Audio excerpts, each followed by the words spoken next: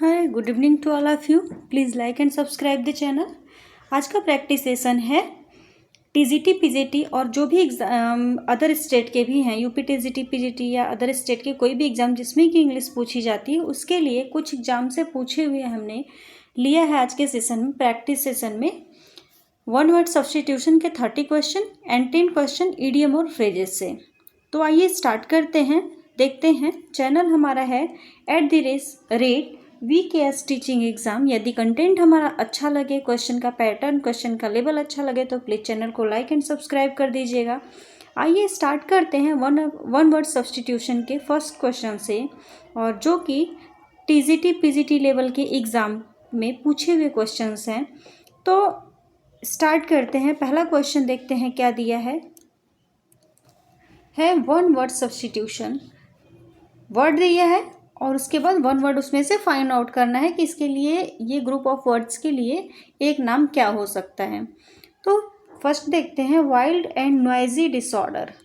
मतलब कि wild and noisy disorder means क्या होता है? एजिटेशन होता है, रिवोल्यूशन होता है, पेंडेमोनियम होता है या स्टीयर होता है। तो the meaning of wild and noisy disorder, इसके लिए वन वर्ड है पेंडेमोनियम। क्या है?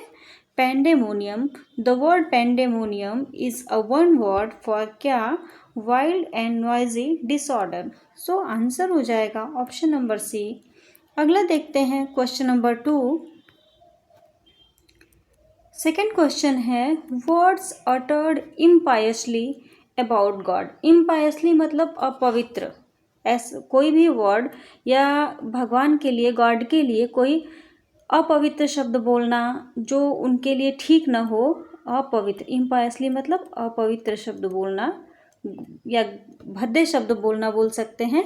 इज नोन एज क्या? Words uttered impiously about God is known as, उसे किस नाम से जाना जाएगा जो गॉड के लिए इम्पायसली अपवित्र शब्द का, गंदे शब्दों का प्रयोग करता है? क्या उसे एमोरल बोलते हैं, फिलॉसफी बोलते हैं, लॉजिक बोलते हैं या ब्लास्फेमी बोलती हैं? फिलॉसफी तो मतलब क्या होता है? दर्शन होता है, दर्शन शास्त्र। ब्लास्फेमी, लॉजिक क्या होता है? तार्किक होता है, तार्किक हो गया। और अगला क्या है? ब्लास्फेमी। तो ब्लास्फेमी वन वर्ड है कि words uttered impiously about God, वो शब्द जो कि अपवित्र तरीके से, अभद्र तरीके से भगवान के लिए यूज़ किया जाता है, गॉड के लिए यूज़ किया जाता है, उसके लिए वन वर्ड है क्या? ब्लास्फेमी। सो आंसर हो जाएगा option number D, words uttered impiously about God. अगला देखते हैं क्वेश्चन नंबर 3 है words written on the tomb of a dead person. मतलब कि कोई डेड पर्सन है, उसकी डेड बॉडी जहाँ पे दफनाई जाती है वहाँ पे एक टॉम्ब बनाया जाता है, जो उसके मकबरा बनाया जाता है। उसको किस ना, उस पर जो लिखी हुई चीज़ें होती हैं, जो कोट्स लिखे गए रहते हैं या जो लाइन लिखी होती है, उसे क्या बोलते हैं? एपीग्राफ बोलते हैं, एपीलॉग बोलते हैं, एपीटैफ बोलते हैं या एटिमोलॉजी बोलते हैं? तो उसे बोलते हैं एपीटैफ। क्या? एपीटैफ यानी कि words written on the tomb of a dead person, किसी डेड पर्सन के टॉम्ब पे जो शब्द लिखे जाते हैं उसे बोला जाता है एपीटैफ। अगला देखते हैं क्वेश्चन नंबर 4 है widespread scarcity of food. Wide spread scarcity of food मतलब क्या होगा? हंगर होगा, ड्रॉट होगा। हंगर मतलब क्या होता है? भूखा। क्या होता है? भूखा। ड्रॉट मतलब क्या होता है? सूखा पड़ना। ड्रॉट मीन्स होता है सूखा पड़ना, सूखा पड़ना। पॉवर्टी मीन्स गरीबी। और फेमाइन। तो wide spread scarcity of food मतलब बहुत बड़े लेवल पे फूड की क्या होना? कमी होना। वो क्या कहलाएगा? फेमाइन बोलते हैं। उसे क्या बोलते हैं? फेमाइन यानी कि अकाल, अकाल पड़ना। That is known as famine. और उसके लिए ग्रुपिंग वर्ड क्या है, widespread scarcity of food is known as famine. So अगला देखते हैं क्वेश्चन नंबर 5। क्वेश्चन नंबर 5 है वाइल्ड इमेजिनेशन। क्या है वाइल्ड इमेजिनेशन? मतलब कि एक ऐसी कल्पना जो बेतुका हो। मतलब कि क्या हो जाएगा ऑप्शन? विम, फैंटेसी, फैंसी या मेमोरी। मेमोरी मीन्स क्या होता है? स्मृति। मेमोरी मीन्स क्या होता है? स्मृति। फैंसी मीन्स क्या होता है? कल्पना होता है। फैंसी मीन्स क्या होता है? कल्पना होता है। और फैंटेसी मीन्स होता है, विम मीन्स होता है सनक। विम मीन्स क्या होता है? सनक या झपकीपना। विम मीन्स हो गया सनक या झपकीपना। अब देखते हैं वाइल्ड क्या होता है? वाइल्ड इमेजिनेशन मतलब कि अवास्तविक। वाइल्ड इमेजिनेशन का मतलब है ऐसी थिंकिंग या ऐसी कल्पना। इमेजिनेशन मतलब भी क्या होता है? कल्पना ही होता है। तो वाइल्ड इमेजिनेशन मतलब अवास्तविक, अवास्तविक कल्पना। ऐसी इमेजिनेशन जो अवास्तविक हो, रियल से कहीं दूर दूर तक कोई मतलब नहीं हो, दैट इज नोन एज क्या? फैंटेसी। सो आंसर हो जाएगा ऑप्शन नंबर बी। और फैंसी मीन्स ऐसे क्या होता है? अगला देख लेते हैं। इसके मीन्स मेमोरी मीन्स स्मृति हो गया, विम मीन्स सनक हो गया। ठीक है, अगला देखते हैं।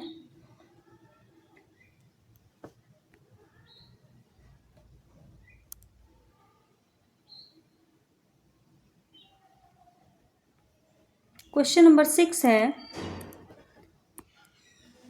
वाइल्डली अनरीजनेबल, इलॉजिकल और रिडिक्यूलस। मतलब कि क्या हो? अनरीजनेबल कोई चीज़ हो, इलॉजिकल हो मतलब अतार्किक हो, जिसका कोई मतलब नहीं हो, जो बिना बेतुक ताल की चीज़ें हो, बिना बेमेल चीज़ें हो, जिनका कोई मतलब ही नहीं हो। अनरीजनेबल हो, जिसका कोई रीज़न ना हो, जिसका कोई लॉजिक ना हो, जो रिडिक्यूलस हो, उस टाइप की चीज़ों को क्या कहते हैं, किस नाम से जानते हैं? क्या उसे एब्जेक्ट बोलते हैं, एडेप्ट बोलते हैं, अरिड बोलते हैं या एब्जर्ड बोलते हैं? एब्जेक्ट मीन्स होता है पतित या दीनहीन। एब्जेक्ट मीन्स क्या होता है? पतित या दीनहीन। पतित या दीनहीन। अब अगला देखते हैं। एडेप्ट मतलब होता है स्किल्ड। एडेप्ट मीन्स क्या होता है? स्किल्ड, या बोल सकते हैं दक्ष, या बोल सकते हैं प्रवीण। मतलब at home in, Praveen, at home in. और अगला है क्या? अरिड।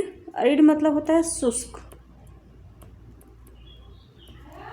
अब बचता है एब्सर्ड। तो जो चीज़ें इलॉजिकल होती हैं, अनरीजनेबल होती हैं, जिसका कोई बेसर पैर की बातें होती हैं, दैट इज नोन एज क्या? Absurd. Absurd thing is known as unreasonable, illogical and ridiculous. So answer हो जाएगा option number D for question number 6।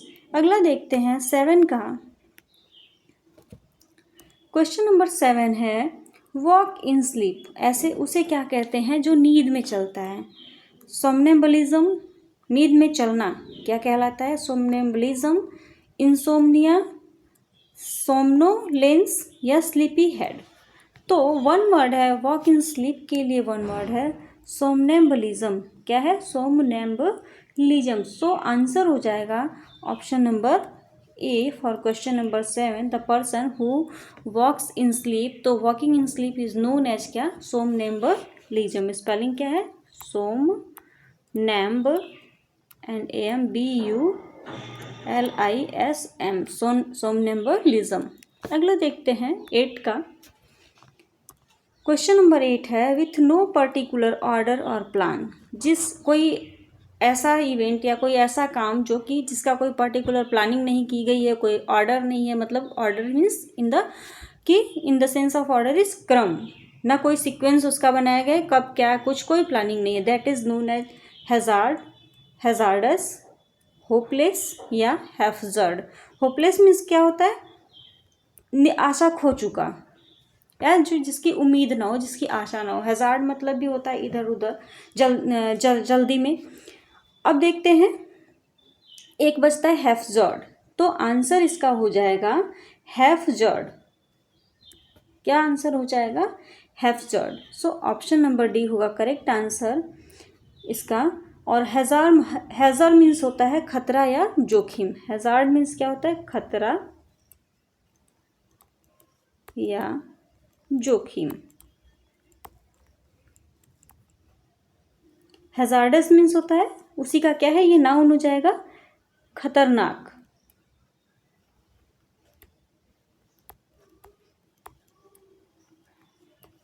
Hazard खतरा या जोखिम, हैज़ार्डस क्या हो जाएगा? नाउन नहीं होगा, ये एडजेक्टिव हो जाएगा। क्या हो जाएगा? होपलेस मतलब जिसकी आशा ना हो या आशा का खत्म हो जाना। सो आंसर हो जाएगा haphazard means with no particular order and plan. आगे देखते हैं क्वेश्चन नंबर 9 है which can easily be carved without breaking. Carved मतलब कि जिसे घुमाया जा सकता है बिना टूटे हुए, मतलब कि कोई ऐसी वस्तु जिसे कि आसानी से कर्व किया जा सकता है, घुमाया जा सकता है और वो टूटे भी नहीं। तो ऐसी चीज़ों को क्या जानेंगे? रिफॉर्मिज्म, कैनिबल, इंटरमेंट या फ्लेक्सिबल। तो केवल विदाउट ब्रेकिंग उसी चीज़ को घुमाया जा सकता है जो होगा क्या? फ्लेक्सिबल। यानी कि which can be easily curved without breaking, that is known as क्या? फ्लेक्सिबल। आंसर हो जाएगा क्वेश्चन नंबर 9 का डी। अगला देखते हैं question number 10 which can B rooted out. किसे मतलब रूटेड आउट मतलब क्या? जड़ से उखाड़ देना। इरेडिकेबल, इंटरमेंट, एनिमिज्म या इनकॉरिजिबल। इनकॉरिजिबल वो होता है जिसमें सुधार न किया जा सके। The thing which can not be corrected या which can not be corrected is known as क्या? इनकॉरिजिबल। फिर है एनिमिज्म, इंटरमेंट। तो इरेडिकेट मतलब होता है जड़ से उखाड़ना। इरेडिकेट मतलब क्या होता है? जड़ से उखाड़ना। सो यहाँ पे विच कैन बी रूटेड आउट, जिसे जड़ से खत्म किया जा सकता है, उखाड़ा जा सकता है, दैट इज नोन एज क्या? इरेडिकेबल। जो किया जा सकता है, रूटेड आउट किया जा सकता है, उसे इरेडिकेबल कहेंगे। और जड़ से उखाड़ फेंकना या समाप्त कर देना उसे क्या कहेंगे? इरेडिकेट कहते हैं। अगला देखते हैं क्वेश्चन नंबर 11 है working very hard and very carefully. बहुत कठिन परिश्रम करने वाला या करना और बहुत ध्यानपूर्वक करना है, उसे किस नाम से जानते हैं? डिलीजेंट, इंडिजेंट, डायलेटरी या इंडल्जेंट। तो working very hard and very careful is known as diligent. किसे कहते हैं? The person who work very hard and very carefully, that is known as a diligent. मतलब ध्यानपूर्वक बहुत अधिक मेहनत करने वाले को डिलीजेंट के नाम से जाना जाता है। अगला देखते हैं 12 है the process of deciding the nature of a disease and examination. By examination दिया किसी बीमारी के प्रकृति को पहचानना कि वो कैसी बीमारी है और किसके द्वारा? परीक्षण द्वारा। उसे क्या कहते हैं? किसी बीमारी का पता लगाना है क्या, उसको उसका परीक्षण करके, एग्जामिन करके, उसे क्या कहते हैं? टेस्ट बोलते हैं, परसुअल बोलते हैं, पेरिशियोल बोलते हैं या डायग्नोसिस बोलते हैं या ऑपरेशन बोलते हैं। ऑपरेशन मतलब सबको पता है, टेस्ट मतलब परीक्षा होता है ऐसे नॉर्मल एग्जाम, और डायग्नोसिस होता है किसी बीमारी का परीक्षण करके उसका पता लगाना, उसके प्रकृति का पता लगाना कि वो किस टाइप की बीमारी है, क्या है, वो डायग्नोस कहलाता है। सो डायग्नोसिस क्या है? आंसर हो जाएगा the process of deciding the nature of the disease by examination is known as क्या? Diagnosis. Option number C will be the correct answer. अगला देखते हैं 13 के लिए। 13 है to renounce a high position of authority और कंट्रोल। इसके means क्या होता है? एबडक्ट होता है, एवेंडन होता है, एबॉर्ट होता है या एब्डिकेट होता है। तो क्वेश्चन एब्डिकेट मतलब क्या होता है? पद त्यागना, पद त्यागना। अबेंडन मतलब भी होता है छोड़ना या निकाल दिया जाना। लेकिन to renounce a high position of authority और कंट्रोल, इसका मतलब होता है, इसके लिए वन वर्ड क्या है, एब्डिकेट, यानी कि 13 के लिए ऑप्शन हो जाएगा डी करेक्ट आंसर। क्या, पद को त्याग देना। To renounce a high position, अपने बड़े पोजीशन को, किसी अथॉरिटी को, किसी कंट्रोल को त्याग देना या छोड़ देना इज नोन एज क्या, एब्डिकेट। अगला देखते हैं 14 है a place where public government or historical records are kept. एक वो स्थान जहाँ पे पब्लिक का, लोगों का या गवर्नमेंट का या कोई भी हिस्टोरिकल रिकॉर्ड रखा जाता है, उस जगह को किस नाम से जाना जाता है? कॉफर के नाम से, पेंट्री के नाम से, आर्चिव्स के नाम से या स्कलरी। स्कलरी मीन्स होता है बर्तन धुलने का जगह। स्कलरी क्या होता है? बर्तन धुलने का एक जगह होता है घर में, उसे स्कलरी बोलते हैं। और द प्लेस वेयर पब्लिक या गवर्नमेंट या हिस्टोरिकल रिकॉर्ड्स रखे जाते हैं उसे क्या कहते हैं? उसे बोलते हैं आर्चीव्स। यानी option number C correct answer हो जाएगा फॉर द गिवन क्वेश्चन। देखते हैं अगला क्वेश्चन नंबर 15 से स्टार्ट करते हैं। है the killing of whole group of people is known as. दिया है एक ग्रुप के सारे लोगों को मार दिया जाना, दैट इज नोन एज, या किलिंग ऑफ रेश भी बोलते हैं इसे, किलिंग ऑफ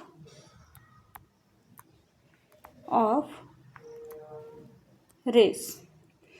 क्या बोलते हैं? जीनोसाइड, जर्मीसाइड, पैट्रिसाइड या सुसाइड। सुसाइड मतलब होता है खुद का, क्या होता है?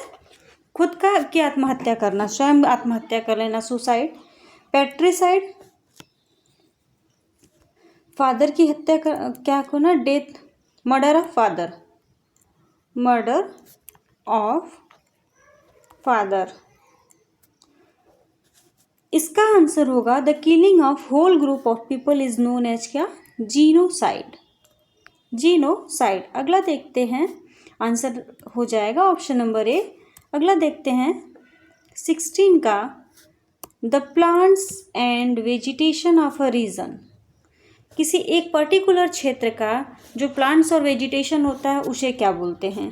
फ्लोरा बोलते हैं, फौना बोलते हैं, लैंडस्केप बोलते हैं या इन्वायरमेंट बोलते हैं। इन्वायरमेंट मतलब क्या होता है? वातावरण। लैंडस्केप तो इससे रिलेटेड है ही नहीं। फौना होता है क्या होता है? वो एक रीजन का क्या, एनिमल होता है। और plants and vegetation of a region, that is known as क्या, फ्लोरा। और फौना क्या होता है? रीजन का एनिमल होता है, एनिमल ऑफ पर्टिकुलर रीजन, इसे फौना बोलते हैं। सो आंसर हो जाएगा option number A flora. The plants and vegetation of a region is known as flora. अगला देखते हैं, अगला है the art of preserving skin of animals, birds and fishes. मतलब कि स्किन को प्रिजर्व करके रखने की कला को क्या कहते हैं? टोपोलॉजी बोलते हैं, टैक्सोनॉमी बोलते हैं, सिस्मोलॉजी बोलते हैं या टैक्सीडर्मी बोलते हैं। तो स्किन से रिलेटेड जो भी चीज़ें होती हैं उसमें क्या आता है? डर्मी आता है। तो 3 ऑप्शन ऐसे एलिमिनेट हो जाते हैं, किसी में नहीं है डर्मी शब्द।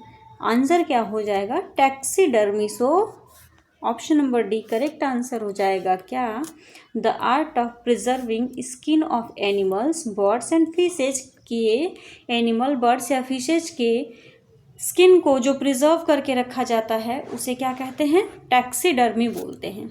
अगला देखते हैं 18 का, क्वेश्चन नंबर 18 है that can not be conquered, invincible, invulnerable, intangible या इनएविटेबल। तो that can not be conquered मतलब वो अपराजेय, क्या बोलते हैं उसे? अपराजेय। सो हो जाएगा यहाँ पे इनविंसिबल। इनविंसिबल मीन्स क्या हो जाएगा?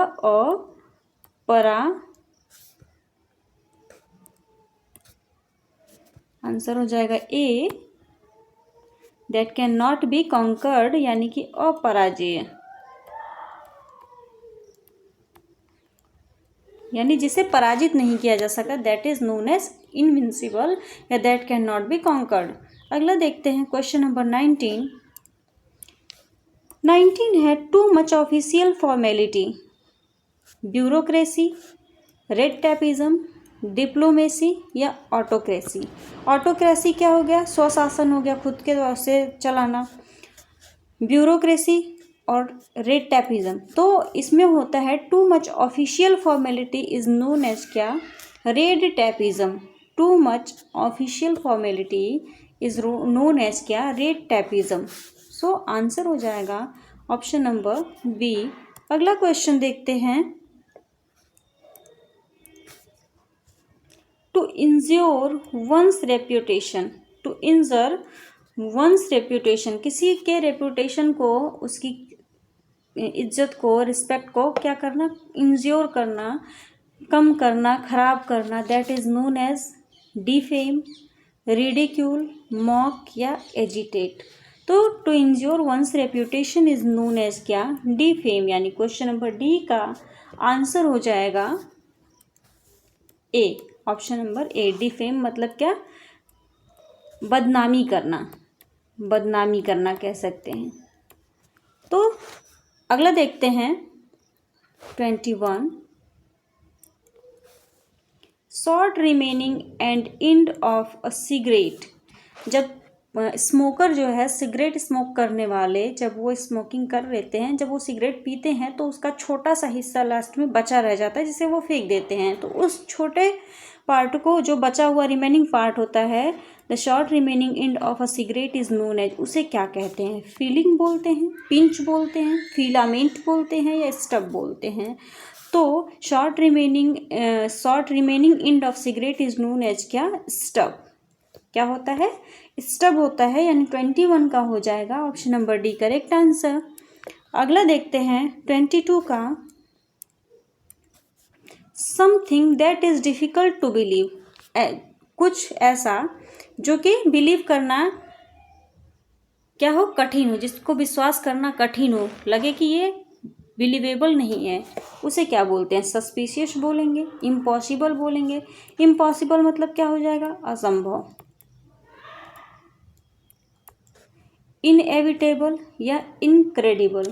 तो क्वेश्चन नंबर 22 का आंसर हो जाएगा, something that is difficult to believe will be the incredible. Incredible means अविश्वसनीय, अविश्वसनीय,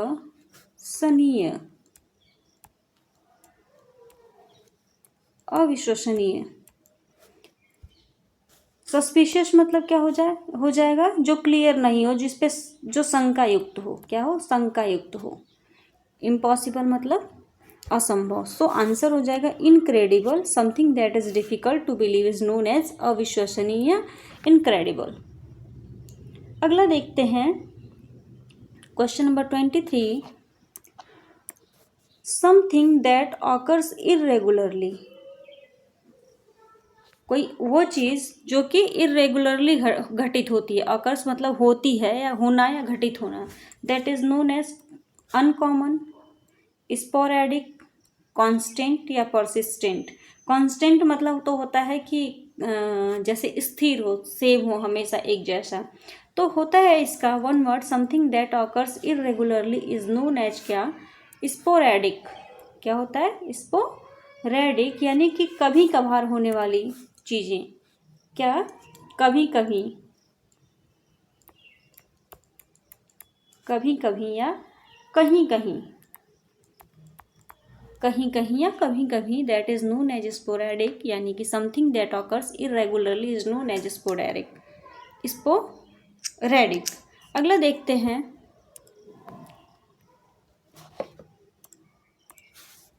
one whose motive is merely to get money. अब दिया एक ऐसा व्यक्ति जिसका कि मेन मोटिव क्या हो?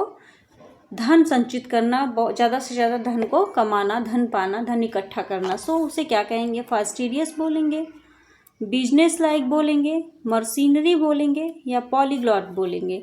तो ऐसा पर्सन जो कि जिसका मेन क्या रहता है motive, is merely to get money या hold money, that is known as क्या, मर्सीनरी।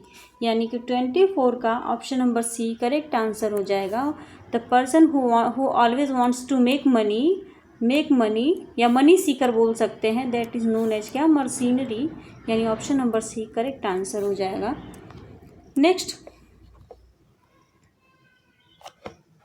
नेक्स्ट है one who plays for pleasure rather than as a profession.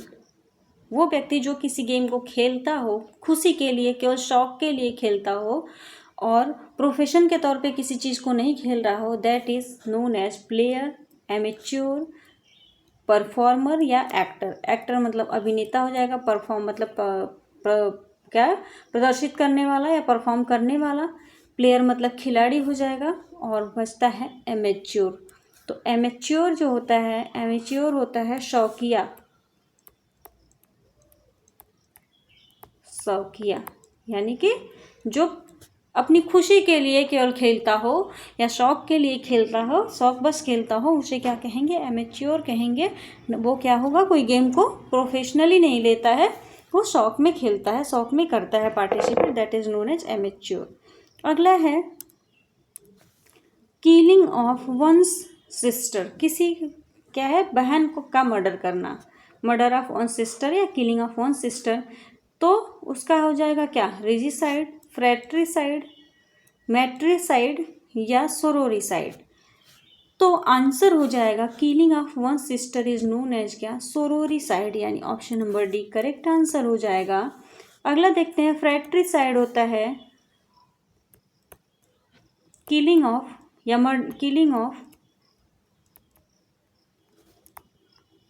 Brother या killing of one's brother. Matricide killing of मातृहत्या होता है, killing of क्या, mother. Regicide राजहत्या, राजहंता बोलते हैं, राजहंता या राजहत्या, या बोल सकते हैं किलिंग ऑफ किंग। अब बचता है क्या, आंसर हो जाएगा sororicide is means killing of one sister और fratricide means killing of brothers. अगला देखते हैं 26, नहीं अगला है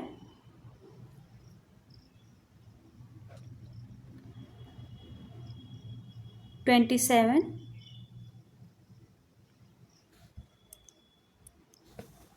government not connected with religious और स्पिरिचुअल मैटर्स।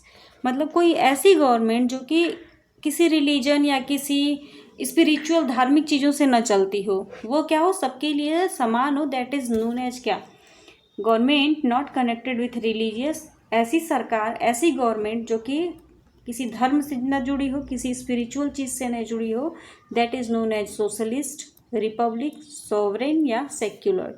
तो इस टाइप की गवर्नमेंट जो कि रिलीजियस से नहीं हो, रिलीजन से नहीं जुड़ी हो, स्पिरिचुअल से नहीं जुड़ी हो, मतलब स्पेशली किसी पर्टिकुलर रिलीजन से नहीं हो, सबके लिए इक्वल हो, दैट इज नोन एज क्या, सेक्युलर गवर्नमेंट। अगला देखते हैं 28 का, a system of naming things. किसी चीज़ का नामकरण करना, दैट नाम देना, उसे क्या कहते हैं, system of naming things is horticulture, miniature, genocide या नॉमेनक्लेचर। तो इसका आंसर हो जाएगा नॉमेनक्लेचर, यानी option number D correct answer हो जाएगा। System of naming things is known as क्या, नॉमेनक्लेचर। अगला देखते हैं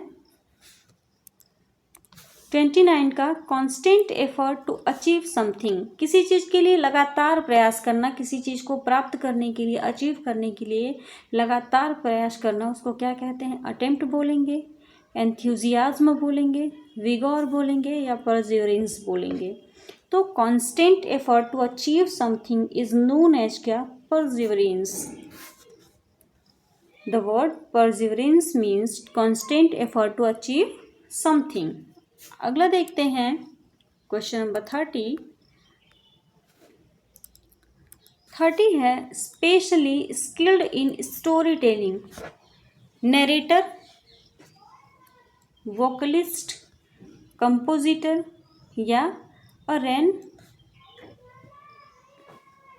या क्या रेकॉन्ट्योर। तो आंसर हो जाएगा रेकॉन्ट्योर मीन्स हो जाएगा specially skilled in story telling, यानी ऑप्शन नंबर बी आंसर हो जाएगा। इसका करेक्ट आंसर हो जाएगा कहानियाँ सुनाने वाला। इसका मतलब क्या है? कहानियाँ सुनाने वाला।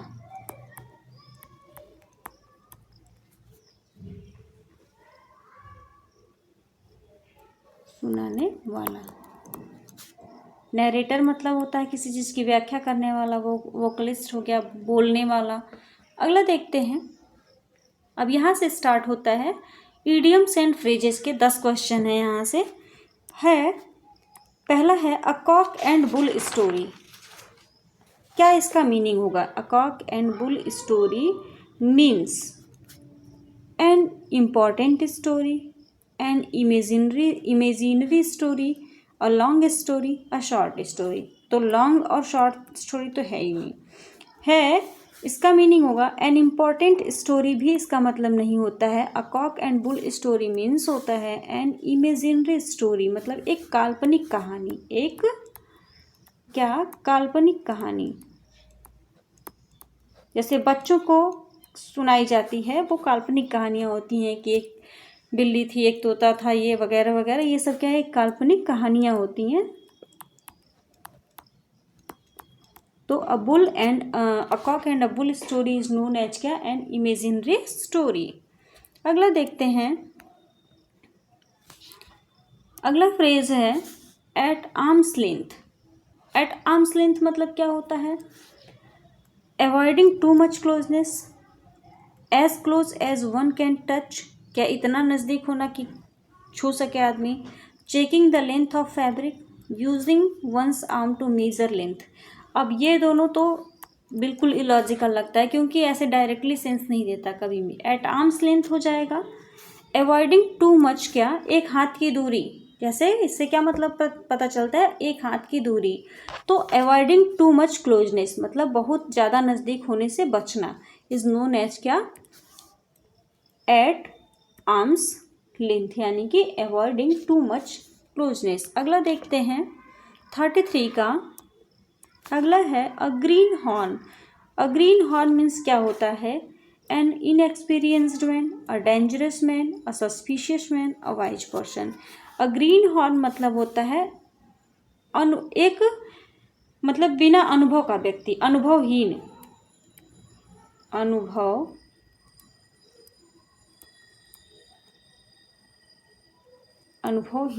व्यक्ति। तो आंसर हो जाएगा इन एन इनएक्सपीरियंस्ड मैन, मतलब एक अनुभवहीन व्यक्ति को के लिए एक इडियम क्या है या फ्रेज कह सकते हैं क्या? A greenhorn. A greenhorn means an inexperienced man. अगला देखते हैं 34 का। 34 है at the 11th hour. The initial moment, इसका मीनिंग क्या होगा? The initial moment, at the last possible moment, at its usual time, at the earliest possible time. Earliest तो होगा नहीं। Eight the 11th hour means क्या होता है? अंतिम समय। तो at the last possible moment क्या हो जाएगा? At the last possible moment is known as at the 11th hour, मतलब अंतिम क्षण।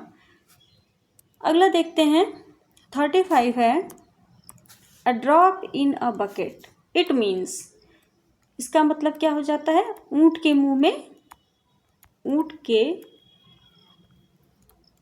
मुंह में जीरा। जो हिंदी में कहावत है ऊंट के मुंह में जीरा, it means that a drop in a bucket. तो अब इसका मीनिंग क्या हो जाएगा? इसका meaning as much as possible, nothing at all, a handsome या अ वेरी इनसिग्निफिकेंट अमाउंट। तो इसका मीनिंग हो जाएगा अ वेरी इनसिग्निफिकेंट अमाउंट, मतलब बहुत तुच्छ मात्रा होना, बहुत ना के बराबर मात्रा होना इज नोन एज क्या? A very insignificant amount. It means that a drop in a bucket. Answer हो जाएगा तब ऑप्शन नंबर डी अगला देखते हैं, 5 क्वेश्चन और बचे हैं। यदि कंटेंट अच्छा लगता है तो प्लीज़ चैनल को लाइक एंड सब्सक्राइब कर दीजिएगा और ज़्यादा से ज़्यादा लोगों को शेयर करिएगा। आइए अगला देखते हैं question 36। She paid a flying visit to Mumbai to see her ailing father, find out the underline word meaning.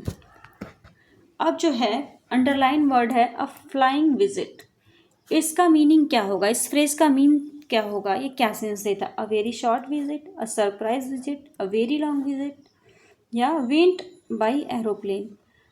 तो a flying visit it means that a short visit, a short visit हो जाएगा। Question number 36 का answer हो जाएगा option number A, a very short visit.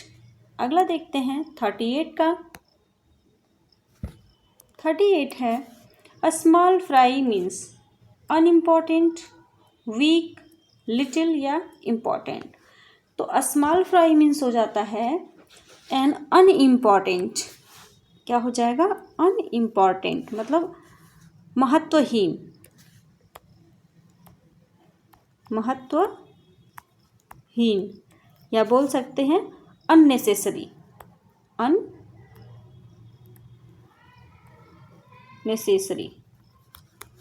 अगला देखते हैं 38 का। Close shave means, close shave means क्या होता है? A narrow escape from danger, a stubble, very short hair या हेयरलेस स्किन।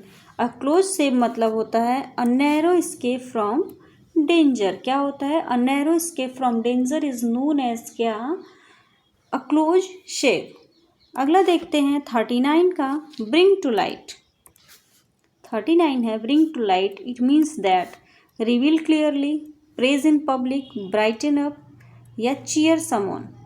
तो इसका मतलब होता है bring to light means reveal clearly, मतलब कि प्रकट करना, साफ साफ स्पष्ट रूप से दिखाना, that is known as reveal clearly. अगला है 40, लास्ट क्वेश्चन है ये और क्वेश्चन नंबर 40 है। This is the last question of this session. The two famous writers crossed words, sorry words नहीं है, crossed swords with each other on every issue.